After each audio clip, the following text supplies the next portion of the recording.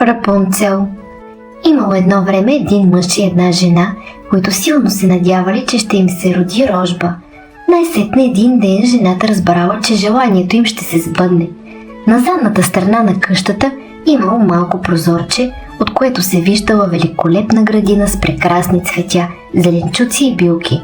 Но тя била оградена с висок зид и никой не смеял да влезе в нея, защото била на една зла магиосница, която имала голяма власт и вдъхвала страх на всички. Един ден жената стояла до прозореца и гледала в градината. Изведнъж се заряла леха с чудесна рапица.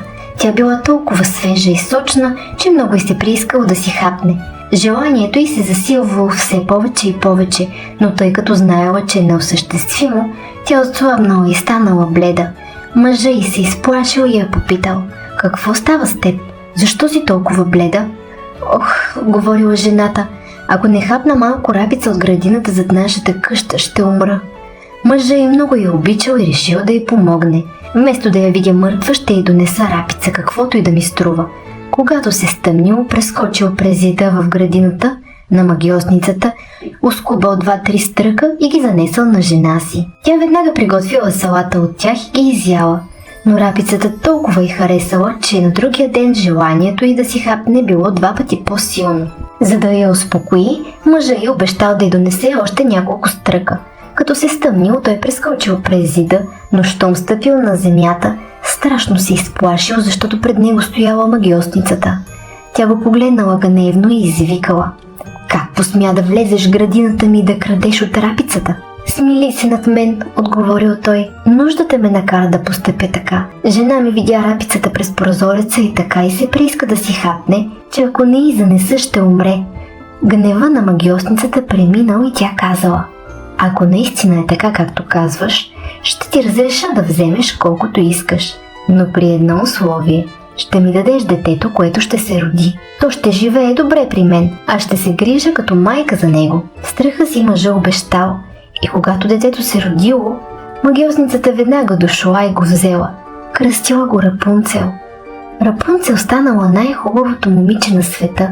Когато навършила 12 години, магиосницата я затворила в една кула сред гъста гора. Кулата нямала нито стълба, нито врата, а само едно малко прозорче най-горе.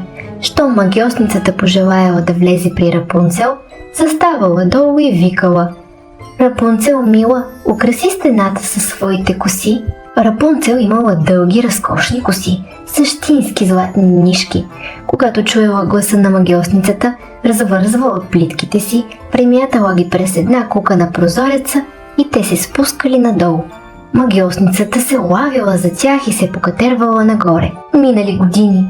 Веднъж царския син минал през гората на кон и чул толкова нежна песен, че спрял да послуша. Пеела Рапунцел, която се различава в самотата си. Царския син разбрал, че в кулата има някой. Потърсил врата, но никъде не я намерил. Обърнал коня и се върнал в двореца, ала песента го развълнувала така дълбоко, че всеки ден отивал в гората, за да я слуша. В кула висока, далеч от света, живея си тихо със своя мечта. Косите ми дълги шептят на вятъра, че има пътека отвъд хоризонта. О, слънчице златно, кажи ми сега, дали ме очаква навън свобода?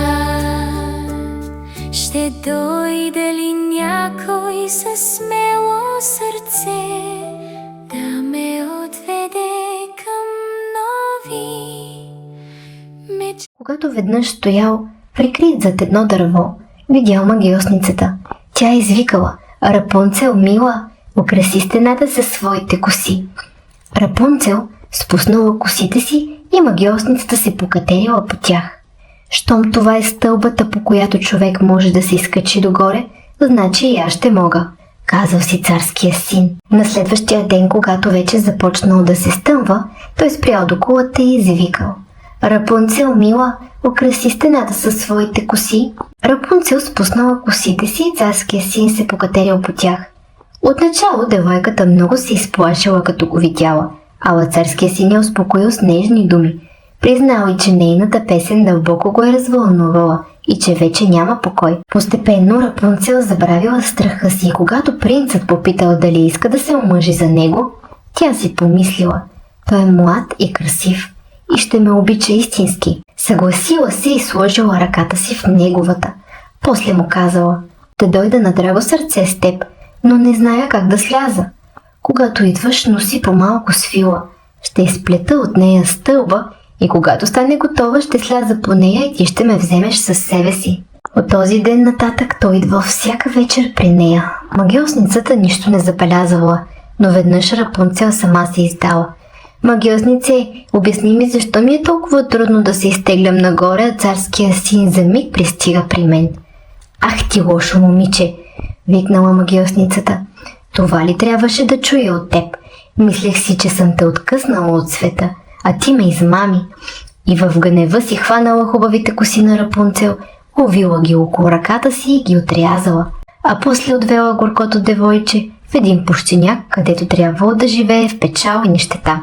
Когато вечерта дошъл царския син, видял на прозореца отрязаната плитка, която злата магиосница била закачила на прозореца, и извикал: Рапунцел, мила, украси стената със своите коси. Магиосницата ги спуснала, царския син се покатерил и с ужас видял старицата, която го гледала с вледеняващ поглед. Ага, извикала тя подигравателно, идваш да вземеш любимата си, но хубавата птичка не е вече в гнездото и не пее. Никога повече няма да я видиш. Царският син обезумял от мъка и в отчаянието си скочил от кулата. Останал жив, но тръните, сред които паднал, изболи очите му. Дълго се лутал слепия принц из гората, хранил се само с корени и ягоди и непрекъснато плачел. Накрая стигнал до пущинака, където живеела Рапунцел. Изведнъж доловил непознат глас и тръгнал към мястото, откъдето идвала песента. Рапунцел го познала, хвърлила се в прегръдките му и се разплакала, ала сълзите й намокрили очите му и той отново прогледнал. После принца завел Рапунцел в двореца и се омъжил за нея.